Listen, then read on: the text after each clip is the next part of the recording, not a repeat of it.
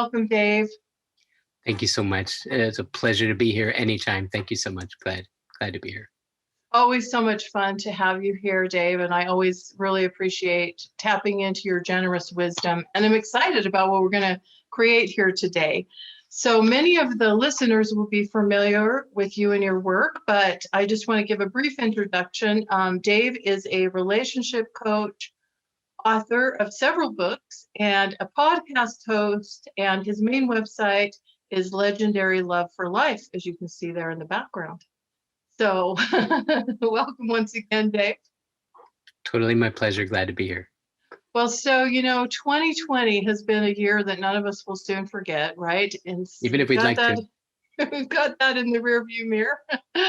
And really the intention of this series is to really help people move forward powerfully in the area of love in their lives toward the relationship of their dreams. So most of the people listening here are single women who would really love to have that legendary love for life that you have behind you there. And so I want to really go deep with you and talk about your work and your experience in working with people over the last number of years, and have you share with us what are some of the common things that you see that block people from having that love that they most deeply desire? Great. Awesome question. I think it's a number of things. It's you said it's been about 12 years now since I started this work full time doing this. I absolutely love it. And in all the work I've done, I would say it's a couple of things. One, it's about people knowing their value, showing their value, showing up in a great place. And then I think my area of concentration for the last couple of years especially has been unresolved wounds from way back, like childhood, like first 7 years of life kind of thing. And I see that pop up again and again and again. And that's really been a focus of what I've done. It's the reason why I wrote my latest book. It's the reason why I do my latest podcast. In fact, I do a podcast called Why Haven't I Found Love Yet?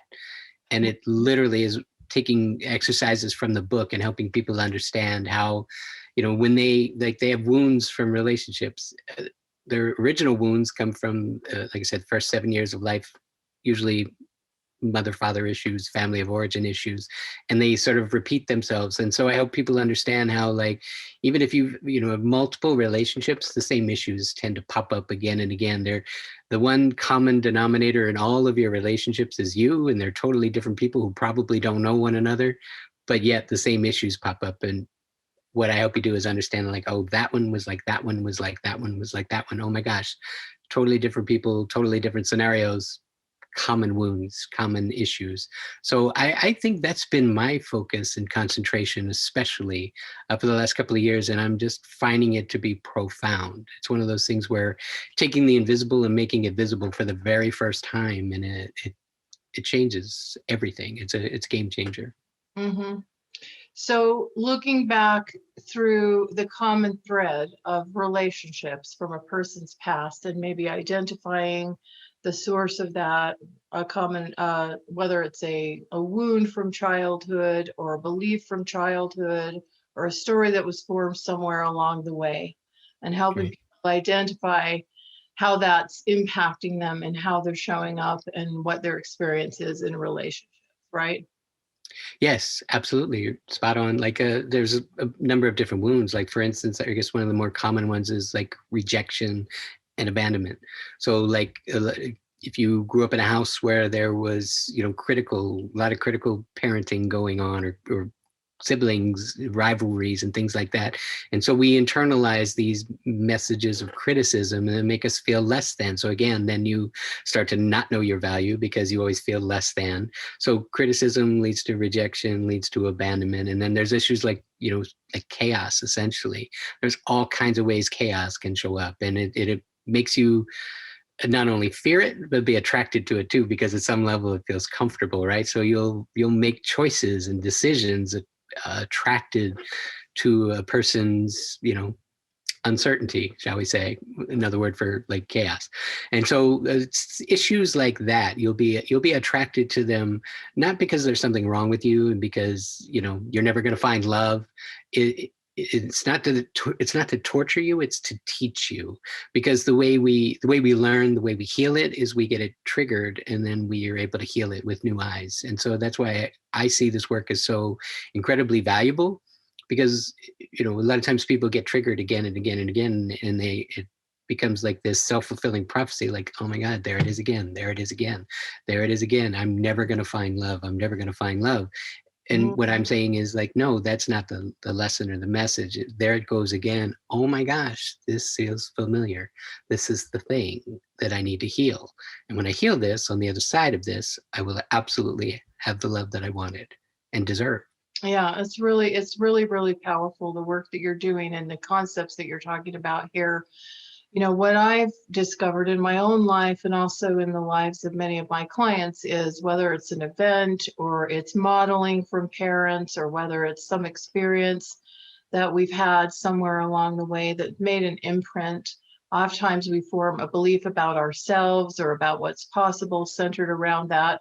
And then that belief becomes so strong within us. And sometimes this is on an unconscious level, but we find evidence to support this belief. So then we develop a confirmation bias around this.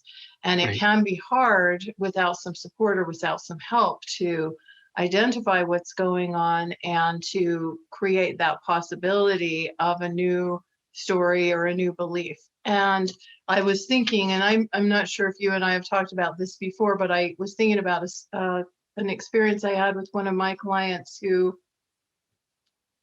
when I was working with her, she was in her 60s, so she's a mature woman, and she'd been very, very disappointed in her dating life and felt like all of the men that she liked and was interested in rejected her. And we started exploring this, kind of going back through this thread of what had happened in some of her relationships, and basically some of the things you're describing. And what we discovered is that when she was in junior high, she really had a mad crush on this young man and invited him to this Sadie Hawkins dance, and he rejected her and turned her down in a rather public and embarrassing way. Oh, yeah. And she formed a story. She was very hurt and devastated. And of course, at that age, to be publicly humiliated in front of our peers is something that's going to leave a strong impression. And she, at almost any age too. Well, yeah, that's true. Younger as well. Yeah. At any age, yeah. It's just that we feel so, I guess, so we have such a desire to fit in and to be seen as cool by our peers when we're at that stage of life. Right. And so she formed this story that the men that I like are never going to like me and will always reject me. And so this was a belief that she formed at that time that was still with her when I was starting to work with her in her 60s. But she had not realized that, or hadn't seen that was the source of this, and that actually her expectation of that and her belief about that was actually a part of what was creating this experience, because she was attracting people that would reject her without meaning to, of course. This was conscious. And once she was able to see where that all started from, and she actually found it kind of entertaining and humorous to realize that that was when she formed that belief, but hadn't made that connection from age 13 into her 60s until we started working together. So I'm just sharing that story because it reminds me of what we're talking about here and how powerful it can be sometimes to just have light on something. It's like the monster under the bed. Once you put the flashlight on it, sometimes it disappears, or it's not so scary as we thought. 100%. That is such a great example. I'm seeing that all the time, and kudos to you for helping her unravel that. I mean, that's a narrative that she has created and lived with, been defined by for 50 plus years. Right. And it's a great example. Like, a lot of times it's held in place by a significant trauma. Sometimes it's just, it's little criticisms. It's like rather than one huge, cut, it's a million little cuts over time. And so no one's ever going to love me or something like that, because they're constant criticism. So yeah, there's a million ways that it happens. And I love the fact that you point out that once she saw it, like, she actually it took away all the power because she was able to laugh at it like, wow, imagine that. For 50 years, I have been telling myself this story. Mm-hmm. And at 60, if I go back in time and I look at that story now, I'm like, that's silly teenage stuff. What? I have been defined by that for 50 plus years. And it just by looking at it through the eyes of a 60-year-old with wisdom, knowledge, experience, she knows how the world works now. Totally different than looking at it through the eyes of a 13-year-old who just desperately is trying to fit in this trajectory, in this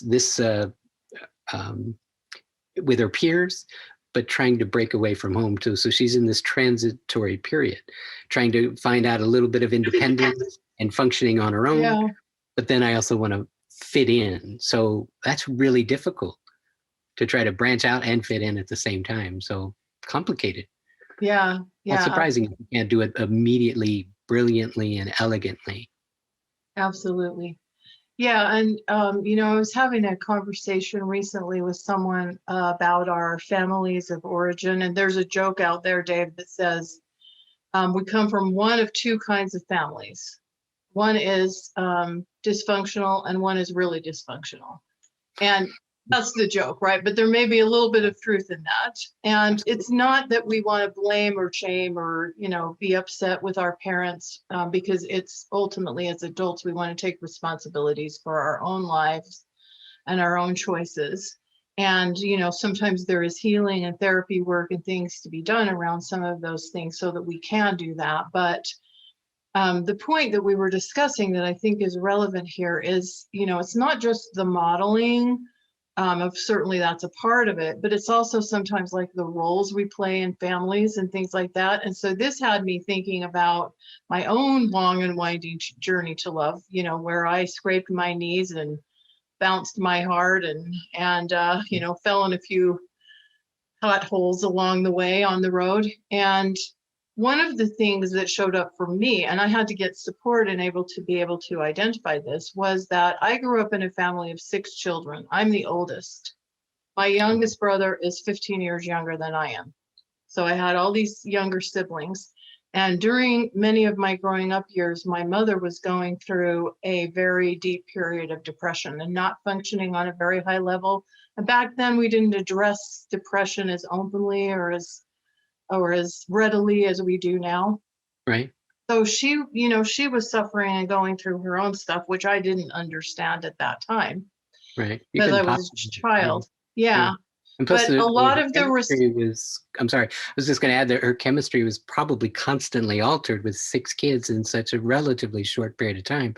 And postpartum depression can be a very serious thing. And if she's, right, experiencing it again and again and again, you start to lose sight of who you are after a while. So I just wanted to add that. Sorry, I didn't mean to interrupt. Yeah, no, that's very real and I'm sure was probably relevant. So she was going through her own stuff, but I didn't understand. But the bottom line is because she didn't function at a very high level for many years, a lot of the responsibility for taking care of my younger siblings, helping get them off to school, trying to hold things together kind of fell upon me. So I grew into this ultra responsible, I'm responsible for everybody kind of a person.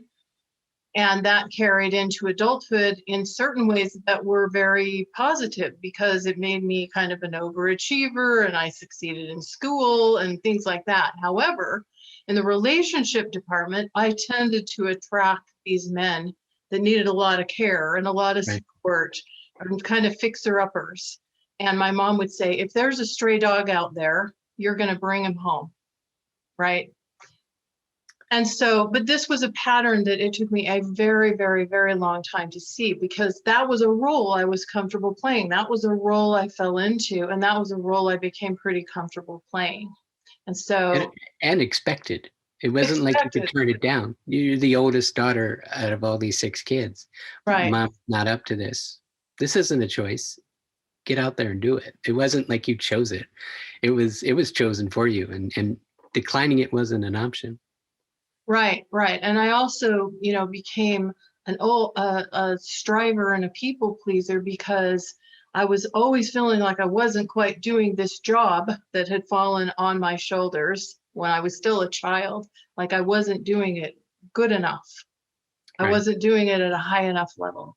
And so it was like I always felt all of this pressure and like I had to people please and raise everything to the next level. And so these kind of things would show up in my relationships. And it took me until I got some support and help. I could not identify this and why I kept attracting these needy men or these men that needed a lot of support or a lot of help, because I didn't always see them that way initially. Like I wasn't intentionally thinking, oh, let's see what men I can go out and help today. Right. That's not what I was thinking, but that's who I was attracting for many, many years. Right. They would be attracted to that compassion, kindness, and just basically just having your stuff together. And because you had a big heart and you had the ability to see people through the eyes of compassion rather than, what's wrong with them. The men who needed rescuing or assistance or something would be attracted to you. So like you would attract some, I hate to say it, projects or coattail riders or something like that, just because they would see the benefit of what you brought. And it would, sometimes it would attract the wrong energy, not what you needed ultimately, to have two really capable partners who are working together to heal and unwind that stuff. And that's where the magic happens. I think when you attract someone who is complementary, but also illuminates your wounds in a really powerful and profound way, not by shaming you, but just bringing light to them so that you can then heal them. And you said something really interesting I wanted to mention as well. That idea about, we grow up in either dysfunctional or desperately dysfunctional family. Here's the thing, it's like I think that's where real healing is. There's a difference between parents who were doing the best they could but didn't know any better, or maybe had their own wounds that are coming up on them. I mean, as parent, I've certainly had moments I wasn't proud of, things that I did, things that I wish I had done differently, things I wish I had known. But I think as adults, once we start to see that with new eyes, like your client from the 60-some-year-old woman who's looking back and saying, oh my gosh, I was really hard on myself and judgmental. And I mean, that was a terrible situation that happened to her to be so, publicly ridiculed, for instance, at 13.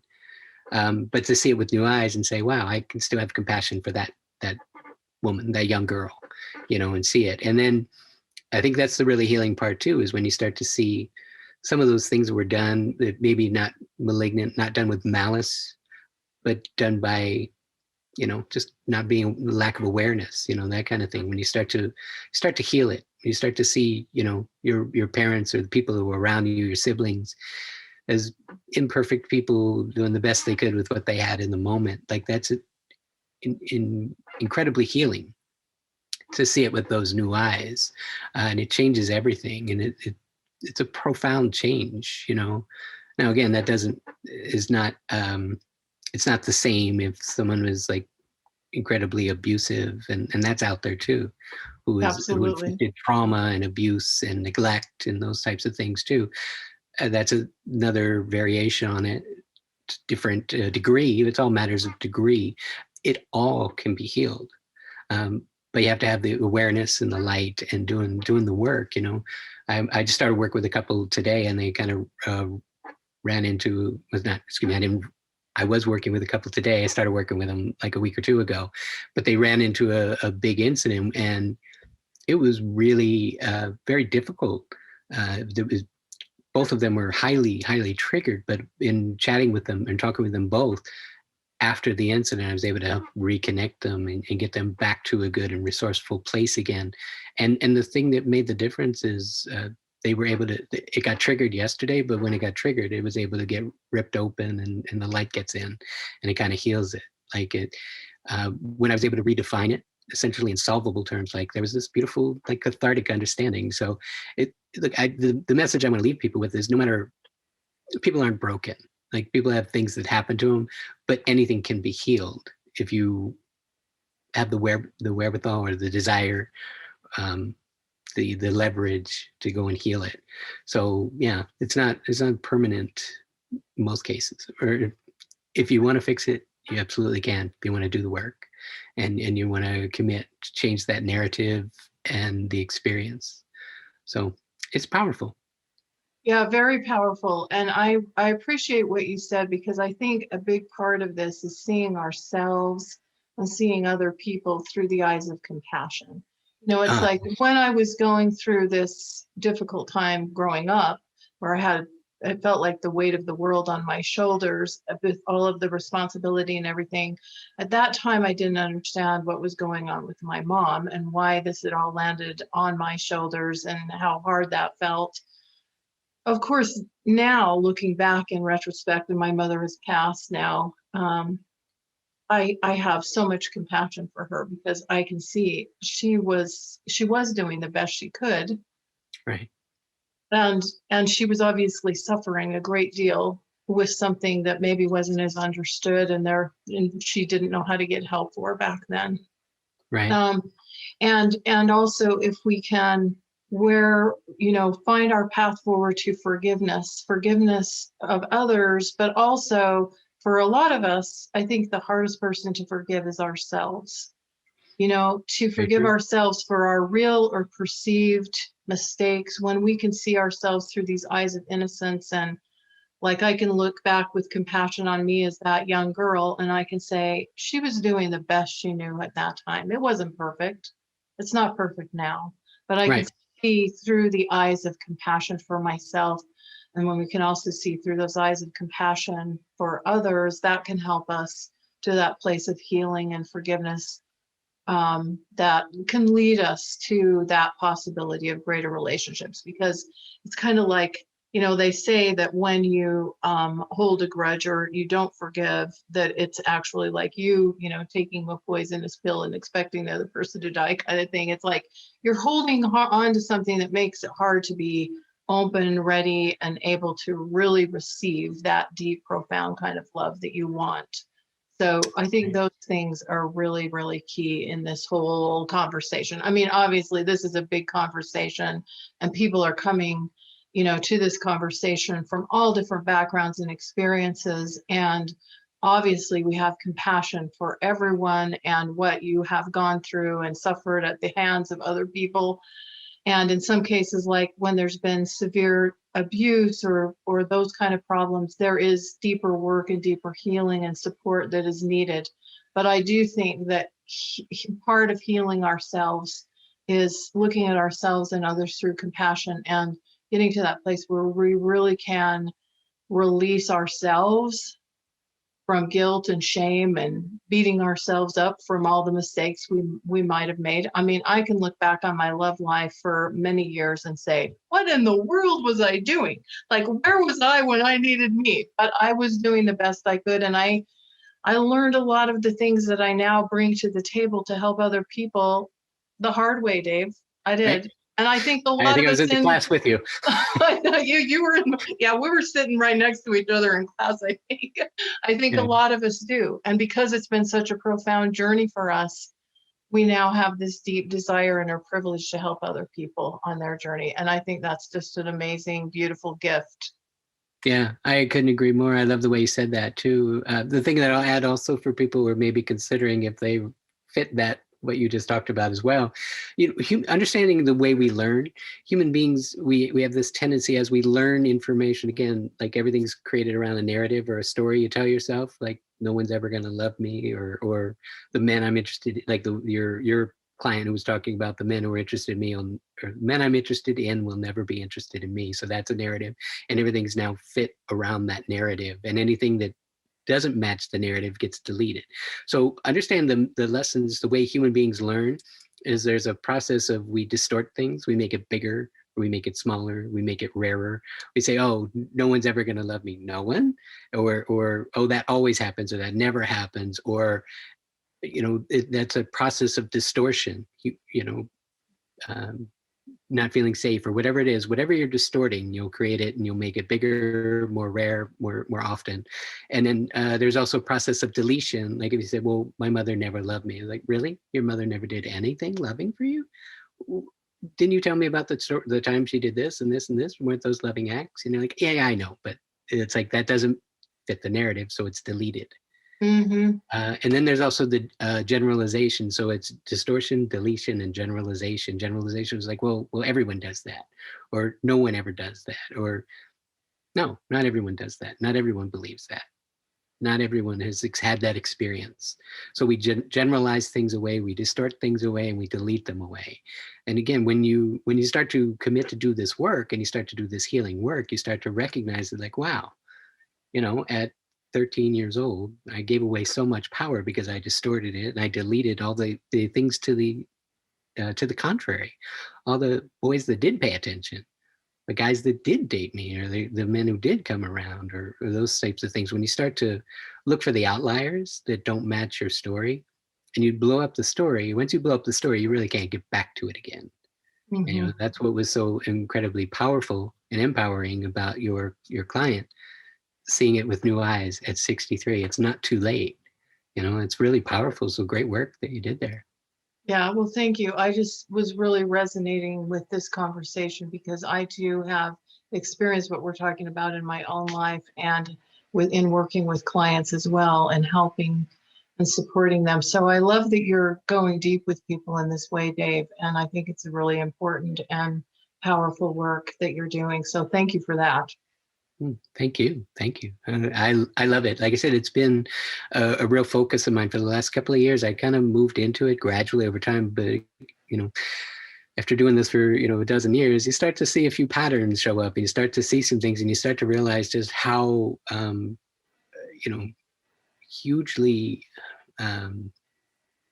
just profound certain stories are. Certain, it's an origin story kind of thing, and where this happened and how. You start to, you feel like a detective every now and again, starting to put together the pieces and looking for clues at the scene of the crime and whatever, metaphorically, right? But it's just empowering, I think, really to be able to assemble these pieces that people think, oh, well, that's not really relevant, or yeah, that happened, but that's not anything.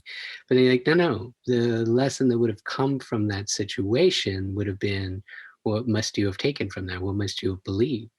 And then Right. that belief, and then carry it forward. And what about in the next relationship, in the next relationship? And then pretty soon you've got this belief that you're disposable, or that no one's ever going to love you, or that there's something wrong with you, or no matter what, it's never enough, whatever the story is. But you start to see like these primary questions that people ask, or primary assumptions, I'll say too, that are ultimately self-defeating and sabotaging and devastating, carried out to their end result. No one's ever going to love me, so that means the result is you die alone, and nobody wants that, and it's not really necessary. But again, the key is to do the work to heal it, to uncover it, and then heal it. And that's the beautiful thing of it, like bringing sunlight to it. Sunlight's a great disinfectant. These things are lying dormant. You don't see it, you don't know it, you don't feel it. And so that's why I feel privileged to have this conversation with you, because we get this at such a level. We have such a compassion for it, that I think people will maybe start to look at their own personal stories again, and maybe see it with new, more compassionate, loving, understanding eyes, and say, wow, I see how that might have affected me. And I see why that might be causing a lot of these problems today. So I just hope they'll look into it. Call you or me, and check out my podcast. There's a lot of where I'm interviewing people that are not clients, or people I'm just meeting kind of for the first time, but they apply for it. And my goal in it is, while I'm talking to them, you just might think I'm talking to you. And I also hope that people come away with this compassion for other people's stories, and they start to see it like, oh my God, I totally get that. I totally see how they would have created that. And I just think it's such a privilege to do it. I'm really enjoying it. It's relatively recent. I've only just launched it, but I really feel like it's powerful, and it's a game changer. So I'm loving it. Yeah, well, thank you so much, Dave. It's great work that you're doing. And I really loved this conversation today. So I think it can really be helpful to a lot of people out there. And I really love the message of hope, and hope people are really feeling that. There's never been a time where we needed more love in the world like now. I think we had a tough year last year. So So let's do it. I'm really glad we're all in. Dave, thank you once again for sharing. Really, really appreciate it. Thanks so much. Thank you. Bye-bye.